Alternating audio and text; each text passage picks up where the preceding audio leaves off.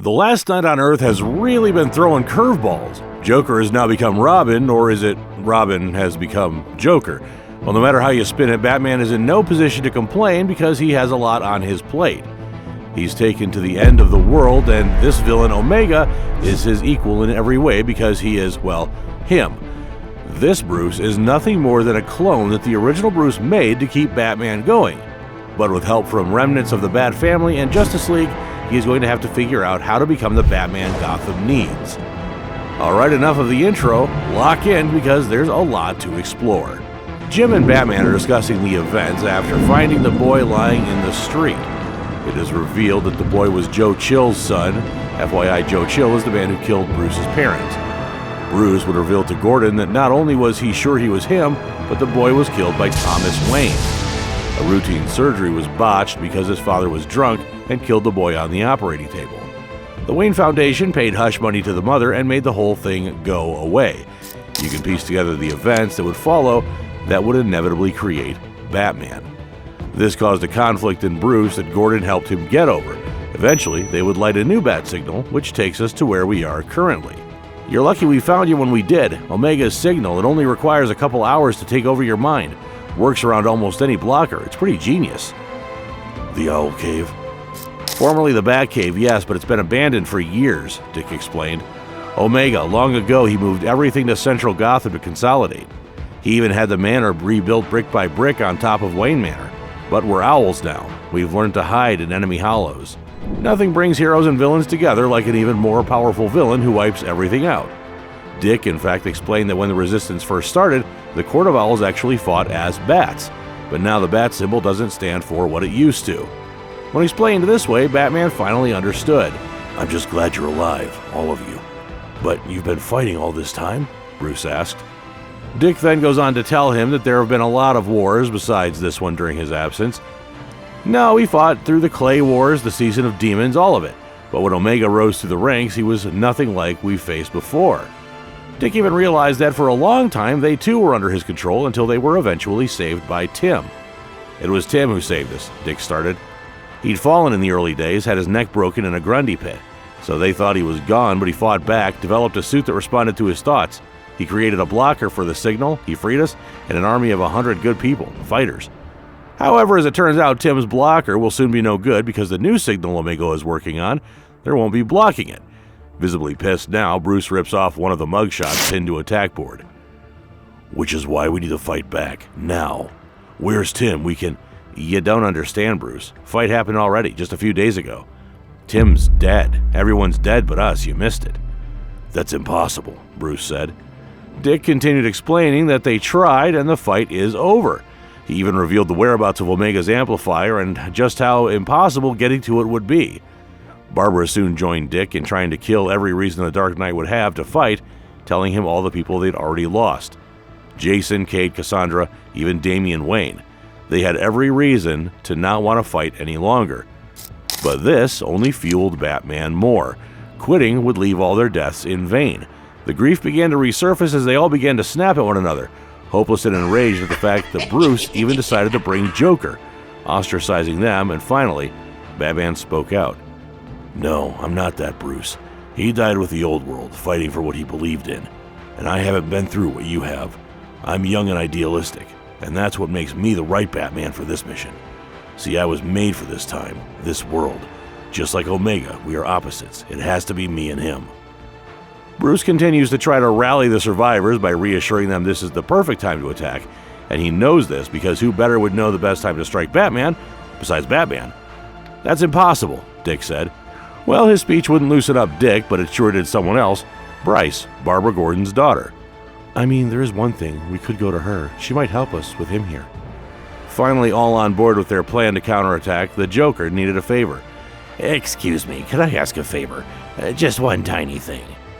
As the good guys were preparing for one final showdown, Omega was also doing the same. At the Wayne Tower. Good news, sir. The amplifier is nearly ready. Scarecrow to Omega. But, Omega asked, but the new Batman, there's a chance he might be here. If so, however, we will find him. He doesn't know what Gotham has become, what it is. With the amplifier ready and a chance that Batman could come knocking, Omega called for the amplifier to be fired up that night. Now they were really in the endgame. Batman, Dick, and Wonder Woman head to a warehouse to meet up with their Mystery Connect, Catwoman. Selina, don't. Apparently, Selina wasn't on the side of the good guys, with even Dick saying that she was of no help before. But with young Bruce on their side, maybe they stand a chance. Catwoman tells them that she had a deal with Omega, and when she sees them, she was to alert him.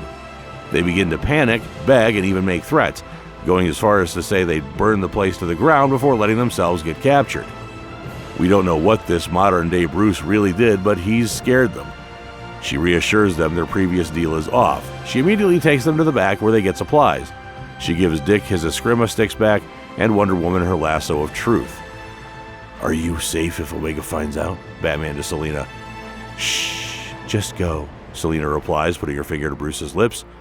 Go before I change my mind. After getting their things, they then split up into teams. Diana led the Owls to Arkham Island, where they were going to destroy Omega's signal amplifier, while Batman and Joker, the Headless Wonder, would sneak in through the sewers to Wayne Tower. We go through Joker's thoughts as he takes us through how unnerving the calm was, how he understood being in complete control, watching as Batman would try to stop his plans.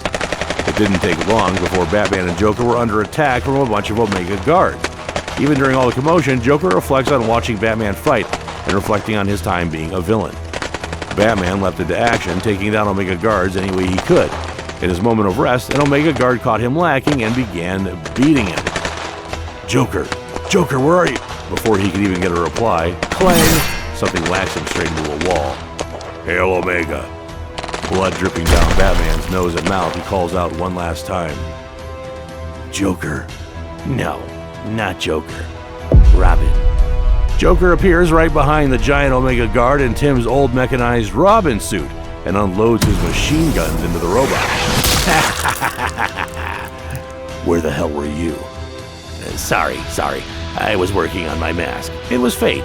I was walking along and this grayish, sort of brownish cloth floated by, so I just poked a couple of holes, ripped off the waistband, and slipped it over my neck and mouth. Meanwhile, on Arkham Asylum, Diana and the team easily sneak in using some Jervis tech. They open the doors that take them into the stronghold, and behind it are all of Batman's signature enemies. They sneak past almost undetected. They whip out some Riddler tech and break the code to the door that takes them to the amplifier. Upon opening the door and seeing the amplifier, Wonder Woman is filled with dread. Oh no. Back at the Wayne Tower, Batman and Joker had gotten into the Batcave and found Omega's trophy room. It's almost like your cave, except instead of tributes to his allies, he is just filled with trophies of conquests, Batman said in shock. Everyone he's beaten, won against. The costumes of Sinestro, Black Adam, Black Manta, Brainiac just stood in capsules. Even Joker's body and costume was up there. And then all of a sudden, Batman's senses pick something up. Joker, move now! Batman yells, but they were too late. Pink bindings tie up Batman and Joker. Bats, I'm starting to think that this was a trap. If I can just... Joker before being interrupted by Batman. Stay still. These ties are Wayne tech. The more you struggle, the tighter they become. Actually, I've made some adjustments. They tighten whether you struggle or not, Omega said, standing over Batman and his new sidekick. Back to Arkham, Omega's genius amplifier was the Martian Manhunter. Is that Martian Manhunter? But he left years ago, Bryce said. Omega must have found him. My God, he's the amplifier. He's capable of telepathically linking everyone on the planet to Omega's signal. Diana immediately tried waking John up. John, it's Diana. Please look at me. Well, it worked. John woke up, but that wasn't John at all. Die! John screamed out with his teeth as sharp as razors. Before they could even process what was happening, the doors to the room were shut, with Diana, Barbara, and Bryce trapped inside, and Dick with the rest of the Owls trapped out. At the Batcave, Omega stripped Bruce naked and strapped him to a machine, which he said would rewrite his mind, making him his ideal soldier, the kind of hero Gotham needs. Joker lunged desperately at Omega Bruce in a rage. No, I'll kill you! Omega Bruce drop-kicks him and then proceeds to stomp Joker out repeatedly. Stop it! Stop it! Leave him alone! Don't feel bad for him.